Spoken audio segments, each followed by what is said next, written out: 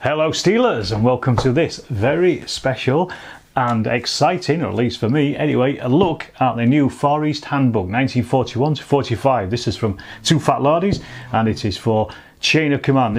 I've been waiting for this for years at this point, since at least 2019 when I first heard about it, and I think it's been written since at least 2018, according to Rich anyway, on the live stream he did with me the other week, which you can go and check out in the live tab on the community, on the channel here. We had a good chat about this book just the other week. Very kindly, Richard has sent me a review copy of this. I'm going to say here and now, I actually have ordered this. I bought it anyway, so all the thoughts in here, this is not paid promotion. All the thoughts in here are mine. I have actually paid for this. This wasn't a free copy, but it has been something that I'm been looking forward to for a long time. What I'm going to do is in this video, we'll have a quick chat about it, and then I will flip through the book as well, so it gives you a bit of an idea of the kind of stuff that you'll be buying when you are buying this. It is, as I say, a handbook, and it's obviously for Chain of Command. Arguably, if you really wanted to, you could use it for other sets of skirmish war games, because there's a lot of lists in here. There's obviously rules in here that are very pertinent to Chain of Command in itself anyway, but if you really wanted to, you could use it for something else as well. So I'd urge you to have a look at it, even if you're not a Chain of Command player, which if you're not, then I don't know what you're doing anyway. You really should be.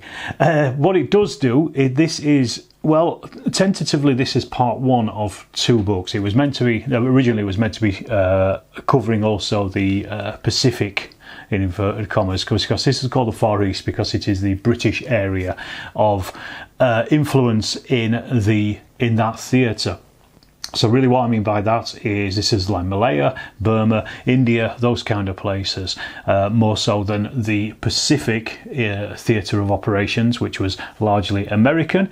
That is potentially coming as a second volume. Richard said depends how the sales of this go, and hopefully the sales are going to go for very well for this, because I'd like to see the Pacific one.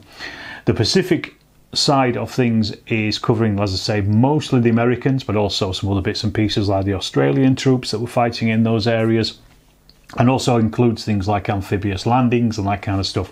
You won't find those in here because they were not really, although there were landings, amphibious landings early on in the war, in particular for Malaya and the Philippines and places like that, they weren't anything like the sophisticated ones that come much later with the Americans in their particular area of fighting. So that kind of, just to give you an idea of what isn't in this. However, that doesn't mean to say that there isn't an absolute ton of stuff in this, and there are new rules abound, if nothing else, in this, and it's well worth getting just for those additions in Chain of Command as well. The Far East and the Eastern theatres of operations are pretty much forgotten by not just by wargamers, but I mean, also by quite a lot of historians and things as well. In the history, general history of the Second World War, a lot of in the English-speaking world at least, the emphasis is kind of put on Normandy and France and those kind of places, and the assault into Germany at the end of the war. The Japanese fighting is, for the most part, apart from a few bits and pieces here and there, is largely overlooked or mostly forgotten about. I mean, to call it a forgotten war is probably a little bit too much, but it is certainly, what is considered a sideshow for a lot of people when they're thinking about the Second World War.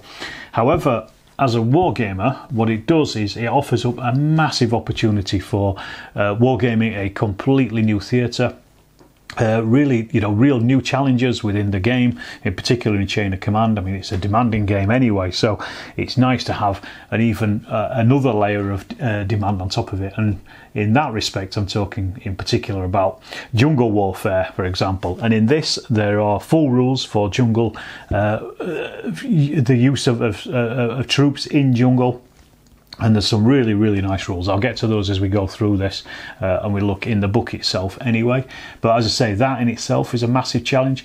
And I've played some of the Far East rules in games at Lardy Days, and they are very difficult to deal with, especially if you're somebody who is used to fighting in, you know, Normandy in 1944 or even the Eastern Front and that kind of thing, where this kind of stuff doesn't really affect the soldiers.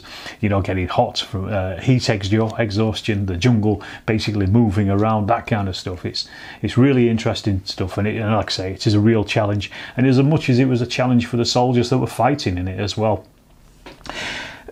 In the similar ways to the 1940 handbook, there are also quite a few new extra chain of command rules in here, so it's probably worthwhile just getting even for that, you know, just to add on a few extra rules into your game as much as anything else, just to kind of pep up your typical chain of command stuff. So there's quite a few things like adding a red dice instead of having elite soldiers or green soldiers. There's just slight changes there. They add in a red dice instead, just to give them a little bit extra command in your usual games. Instead of having, like, you know, 5 or 6 dice, you'd have 5 dice and a red one. Just does that little bit extra. So there's little things like that which are also worthwhile having just from this book. There's also a ton of history in here, and I know from talking to Richard, and I know, you know, I've kind of been watching from afar, I guess, the development of these rules. I went over to Lard Island last year sometime, and we played some of it, and we were talking about it then, and just the amount of legwork that he's put in from a historical point of view, going right back to, you know, primary documents to dig out as much interesting stuff as you can in these, and I think he really has. He's done a massive amount of work, so it's worthwhile. Again, it's worthwhile getting just to see the amount of information that he's put in here. Let's have a quick look at it. We've got 120 pages. A lot of it is made up of actual army lists. Let me just go quickly through the contents. So we've got the introduction, the war in the Eastern Pacific, so that's just the basically the background history. Any rules editions, there are 10 pages of those. Far East rules editions specifically, there's another 12 pages of those. Then we have jungle warfare, so that takes up another page, and then the Far East terrain, then the lists themselves, and they stretch from page 34 all the way through to page 116, which is the Far East scenario. So there are also scenarios in here as well. I think there's 4 off the top of my head in here, so they will add to the 6 that you already have in the chain of command base book as well. So you can really go a bit mad with that kind of thing. So like I say, what I'll do is, this is the introduction. That's enough of that. I'll jump straight in. We can look straight at the book itself and just see exactly what there is in here. I'm not going to go into in massive detail. This is kind of a bit of a flip through, first look kind of thing. I'm not going to do it. You know, I've had the PDF now or so for about a week, so I've been reading through it myself, and I'm very impressed with this. So from a review point of view, it seems a bit silly to do a review, because the review is going to say thumbs up straight away. That's the review right there, thumbs up. But what I want to do is, I kind of just want to show you, you know, the layout of the book, and just show you the kind of stuff that you're going to get in here, and talk about it in roundabout ways, really, and give you an idea as to what you get. And I've got to say here and now, no, I don't make any money off any sales off the back of this, but I certainly do think this is something that you should have in your armament for when you're playing Chain of Command. So here is our cover, as you can see here, Far East 41-45. Turn it over, a little bit of information on the back, the usual bum fun on any book that you get. Just with a bit of an introduction into the period and the rules itself. So let's just have a quick look. It says, in this handbook we focus on the British Dominion and Empire forces, along with the Dutch colonial forces and their Japanese adversaries. So this is what this covers. As I say, the other stuff like the Americans and the island hopping things are hopefully coming later. So the more people that buy this, the more likely that is to happen. So that is a good reason, if nothing else, to buy this.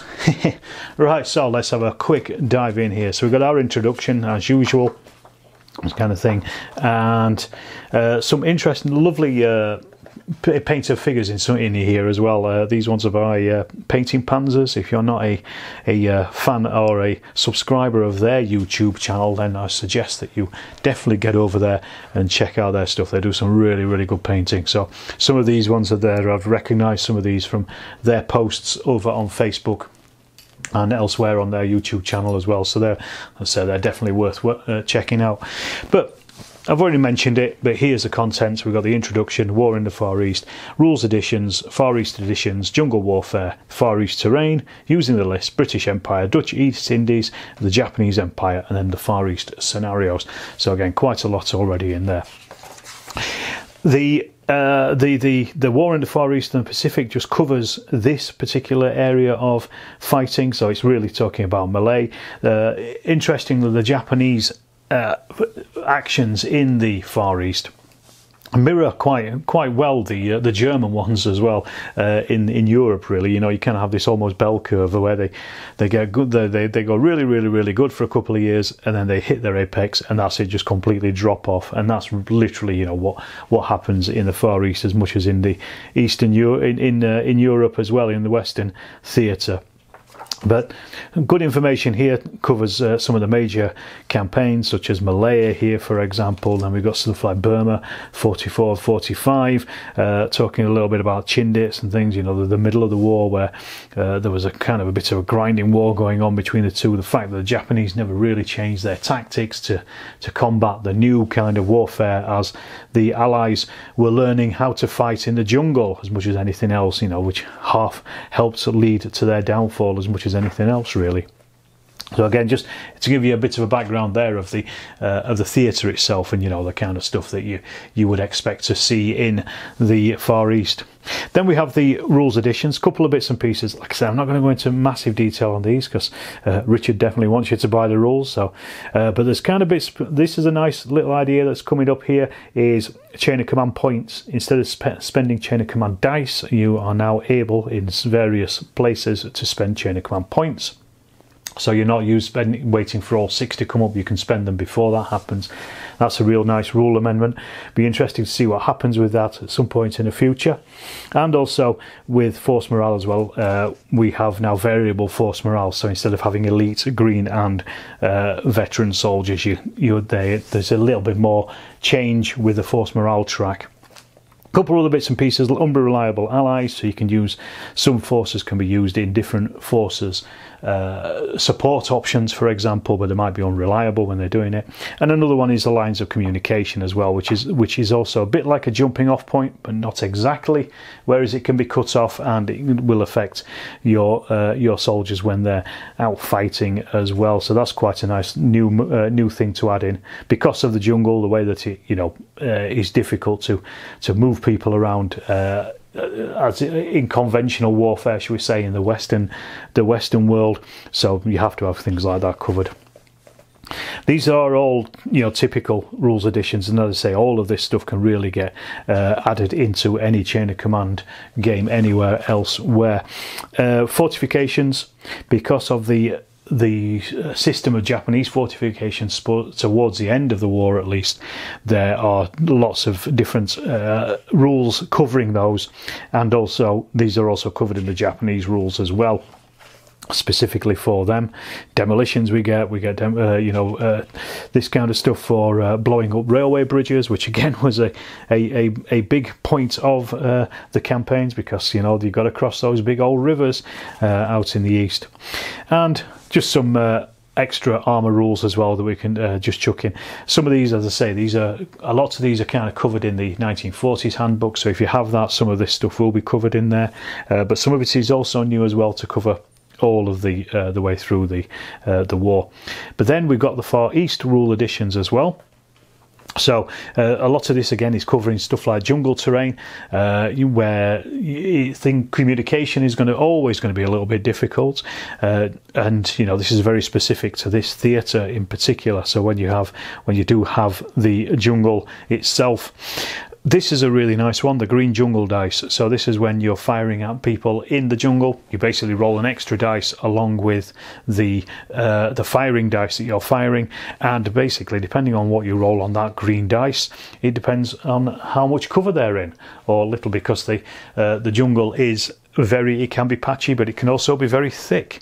So it's a really nice way of just making it unreliable, really, as a even as an item on the tabletop. So it's quite difficult to to fully get your aim in when you're firing at people standing about or hiding about in jungles. And I really like this, and this is difficult to use. I've used it in games I've played at Lardy Games days, and it is difficult, and it really makes you think differently about how to get around this kind of this torment of the jungle. So then we've got a section on jungle warfare. We've also then got full jungle terrain rules here. Now, not every table in the Far East is going to be a jungle table. You don't need a lot of fighting was in the clearings, was around villages, that kind of thing, because it's difficult to fight in the jungle. But there are also going to be lots of times that you probably want to fight in the jungle, just to see what it's like. And again, all the different types of terrain are covered in here that you're probably going to come across whilst you're in that jungle. And again, these can be used as much or as little as you want. So for example, we've got jungle thickets, but we've got rubber plantations, a lot of which were in Malaya, for example, wet paddy fields, dry paddy fields, paddy bunds, barriers, knee-deep creeks, waist-deep creeks, chest-deep creeks. And if you see any of the footage of the men fighting in these jungle areas, you really you can see that they are wading through these large these large creeks, and they can be quite deep up in places. So it's just adding that little bit extra in there that you probably wouldn't normally come across in the Western world. Obviously, different types of jungle are covered, because jungle isn't just jungle, it's lots and lots of different types of even like grasses like kunai grass and things, and primary jungle, secondary jungle, jungle fringe where things have been cut down, that kind of stuff. So all this is covered. Lots of creeks and streams. A lot of this actually does tie back into the normal chain of command rules anyway, so you're not going to be too confused by all these lots of different rules, but you are going to have to think a little bit about it when you're playing these games. More and more jungle terrain, as you can see, all of it in green here. And then random events. Now this is an interesting one, because instead of normally in chain of command, when you roll 4 sixes on your command roll, it ends the turn, but it also creates a random event.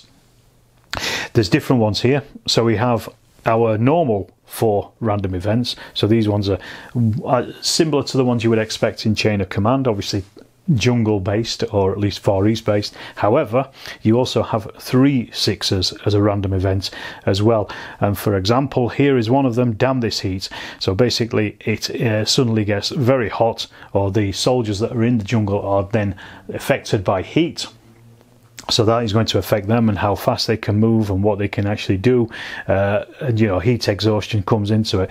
So it's not just the jungle itself, it's also the weather that is against you in this particular area of fighting. So it's quite difficult, to actually make a plan and stick to it, which is something that I certainly love when it comes to gaming. I think anything that can be thrown in to stop you doing what you really want to do is a great leveler for everybody. And I really think this is really nice, just having that extra random event, just in case you roll those 3 sixes and something comes up. You're not going to get away with just moving on to the end of the turn.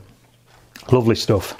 All right, these are the force lists. This is probably what most people probably want to see whilst you're watching this. These are the lists that cover the fighting in those areas from basically 41 through to 45. So it's 4 years. I mean, it's a long period that this covers. So all the way from Malaya up to Burma in 45, for example. This is a new rule, or new set of rules, is jungle craft. Again, to add to the fact that some soldiers were better in the jungle than others. As they got trained throughout the war to use the jungle more, they then became more and more experienced.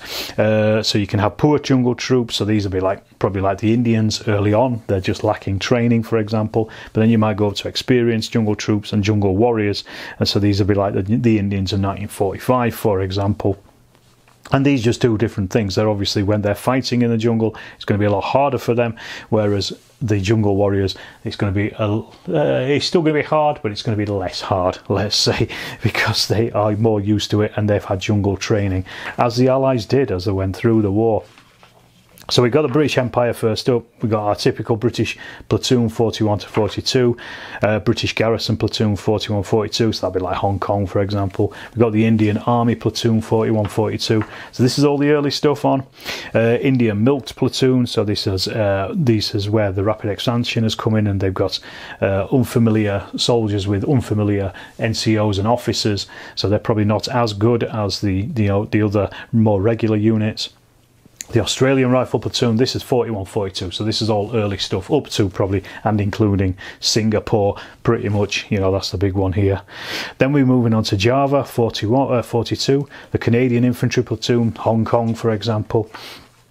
The Hong Kong Volunteer Defence Corps, 41. This is a unit that I'm particularly interested in myself, and I'm going to be playing a couple of games using some of these rules in here with these guys at some point. We've got the Malay Regiment. We have the Burma Rifles Platoon, 41 42. The Volunteer Defence Corps, 41 42. Indian Army Platoon, 43. So again, we're starting to now change a little bit. The British Infantry Platoon, 43. So these are the ones where they're starting to wear the jungle greens rather than the khaki drill from before.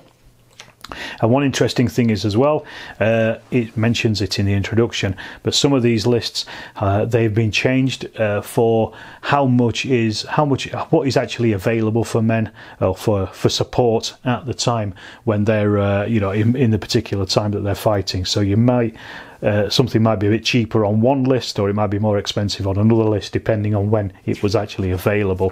So that's quite a nice little change. With Commando Platoon 43 44. Chindit Platoon 43 was very obviously an important and an interesting unit that a lot of people are probably quite interested in. Then we got the Burma Rifles, British Infantry Platoon 44 45, and of course obviously we have like these characteristics and various bits and pieces as well. You add onto these the Indian Army Platoon, Indian Motor Rifles Platoon, and these are 44 45 Indian Parachute Platoon. Got tribal levies as well. One thing to mention is he hasn't gone into all the different militia units because there are just so many of them. But you've got tribal levies, which are probably the closest you could use for that kind of thing, if that's what you wanted to do. You wanted to go into that little bit more asymmetric warfare. Assam Rifles, the African Infantry Platoon as well, 44 to 45. Again, all these really interesting units that just very rarely see tabletop, or are pretty much forgotten, as I say, in the West for whatever reason. Chindit Platoon, Chindit Reconnaissance Platoon, 44, so that as they're getting better as well. The Army Commando Section, 45. Some of these are going to be really interesting just to dive in and just try them out, fighting against your typical Japanese. Royal Marine Commandos Section, 45. The RAF Regiment Flight, 44, 45. Then also covers some of the armour support as well, what you have. So we have, quite a few bits and pieces of armour that you can chuck in there as well. Obviously it's limited because of the typical way that the jungle is, because it's very difficult to get tanks into jungle, for example, but it is certainly it's something that has been considered for sure. And then we have the national characteristics. Now in the original chain of command you only have pretty much one or two characteristics. In this you've got this real group, lots of different kinds of characteristics depending on the force you're using. So, for example, this is one of the interesting ones. This is the Blitz Party that Richard will bore you to death talking about at any chance you get to talk to him about it. But basically, they formed up into really heavily armed Bren gun teams and sent them out to fight instead of having, you know, your typical rifle sections. Quite an interesting thing to use as well. I'm looking forward to trying some of these guys out and just seeing what they do. Then we've got the Dutch East Indies. Of course, these guys, you know, fighting in Java and places like that. So we've got the KNIL Field Force Platoon, so a typical one. I'm probably going to get some of these from Peter Pig. I think they do the Dutch. They were wearing pretty similar uniforms. I think it was just a tropical version. But I'm going to be getting some of these, I think, at some point. We've got the Garrison Platoon, Marachos, if I'm pronouncing that right, platoon as well. Cavalry and Reconnaissance Troop, the Cavalry Platoon as well. Then also we've got some Dutch national characteristics, Marine Platoon as well. And then obviously a bit of information about the background of those guys. The biggest one is, well, probably second biggest one at least against the British Empire is the Japanese Empire as well. You've got obviously your background information on this. This is worthwhile having just to really get an idea of how the Japanese fight. Typical infantry platoon 4142. This is the Singapore fighting, the very early stuff, you know, the Japanese launch right up to that point where they were capturing Singapore. Cavalry reconnaissance platoons up to 43, motorized reconnaissance platoon up to 43. Special Navy Landing Force, which I'm going to be looking at for possibly some of the Kota Baru landings, for example. We have the Army Parachute Platoon in 42, the SNLF Parachute Platoon 42, Infantry Platoon 43, because it's starting to change by this point as well. Infantry Platoon 44 to 45 as well on top of that. Then we have Japanese Commandos, Japanese Lines of Communications Platoons 43 to 45. So these guys are, you know, the rear fighters that are being pushed into the fray at the front. And the Indian National Army Platoon as well, the basically fascist Indians that were recruited by the Japanese from the POWs early on in the war. So really nice, interesting little mix there of forces. Then, of course, we've got the Japanese national characteristics. So this is quite, you know, in-depth stuff as well. These are very different fighters to what you would normally find on the Western theatres. So these are very interesting in themselves, at least, to mess about with. And then we've got the options as well. One of the interesting ones of these is this, the Jitter Party. And I'm going to read this out to you specifically because I think this is particularly interesting. It says, a Jitter Party looks and activates exactly like a three-man scout team. Their objective is to draw enemy fire, usually by moving to threaten a jump-off point or key points on the table. They may never fire, nor enter close combat. When fired on or engaged in close combat by the enemy, Jitter Party is removed from play until it hits or calculated. No force morale roll is made. Basically, they are sent out to spook the enemy. So if they're coming down close on a jumping off point, they're probably forcing your enemy to jump off to attack them, but they will just disappear. So then you've now got soldiers on the table that you probably didn't want. Really nice little addition, a Japanese ruse, which we're going to come back to in a bit. We've also got information here about the fortification rules for the Japanese as well are slightly different. So you can see here we're just a bit more in depth to the actual tactics that they were using in that Eastern theatre. And here we go, rusers. This is the Japanese rusers, because they used a lot of this kind of skullduggery, basically, you know, almost a shabby Nazi trick. Well, a shabby Japanese trick, I guess, is a probably better word. So these are, you know, quite interesting. You've got quite a lot of these. You've got basic ones you can use all throughout the war if you want, and then you've got the early war rusers, and then the late war rusers as well. Because although everybody thinks that, you know, the Japanese were doing banzai charges throughout the war, they weren't. It's a much later on thing than anything else. And also then you got stuff like these, the suicide anti-tank teams. So these are guys, you know, basically with a massive shell just laying in a hole in the ground waiting for a tank to go over and then hitting it with a hammer. This kind of lunatic, you know, Gotterdammerung end of the war kind of madness that the Japanese were dealing with in 44, 45. And then also we've obviously the Japanese armaments. And I didn't mention it as well, but we do also have the master arsenals for each of the different forces in this. Then finally we've got scenarios, and we've got 4 of these. This is the basic one, a roadblock. This is pretty typical of, say, the Japanese attacks down Malaya, basically down a central road, surrounded by jungle, with a roadblock in the centre trying to stop it. These are slightly different once again to the ones that are in Chain of Command itself, so these are a bit more specific. We have the road north, so this is an escape by a unit to try to get off the table, being attacked from the side, by the flanks, by the enemy, again by the Japanese. Demolition Derby turns it on its head. This is the Japanese in the centre, and these are being attacked by commando units, so this is going to be an interesting one to have a look at, and I'll probably do some of this stuff as well at some point in the future. I've got some time coming up where I can record some games, so I'll probably like to try some of these scenarios. And then fight for the Chong, which is the last one, the 4th one here, which is it features attack against Japanese defensive positions with basically a large defile in front of it. So this is, it says, inspired by the actions at Donbaik in the Arakan. Ideal scenario to provide an introduction to Japanese fortifications, both the British and Japanese players. Another interesting little aspect of the Jungle War that, you know, we haven't seen before in Chain of Command so much. I mean, there's been bits and pieces here and there in some of the Lardy specials, but nothing as in-depth and as full of new rules and as full of interest as this handbook is. As I say, there's not much point in me doing a review of this because it was a thumbs up from me when I first heard about it, and I've been looking forward to it for such a long time that I'm so chuffed to have it in my hands. So thanks, Richard, if you're watching. Not off.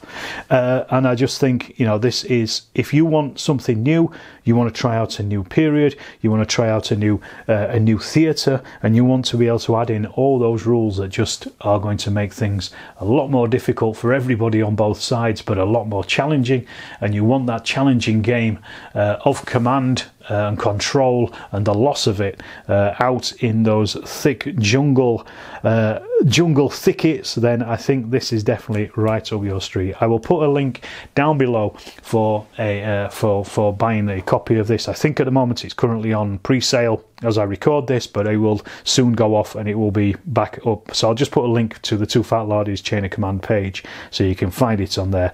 And I think this is going to be well worth your hard-earned pennies. All right, I shall leave it at that. I hope you enjoyed the video. Let me know if you have. Let me know what you think. Are you going to buy this? Have you bought it? Are you looking forward to it? Have you got forces ready for it? Are you going to be starting building up forces for it? Either way, if you haven't done so far, please do subscribe to the channel. Check out the Patreon as well if you want to help the channel out, or channel memberships. All of that money goes back into making better videos. And as I say, some of these are going to be Far East videos in the near future. I can certainly see it. So I will say thank you once again for watching, and I'll see you in the next Storm of Steel video.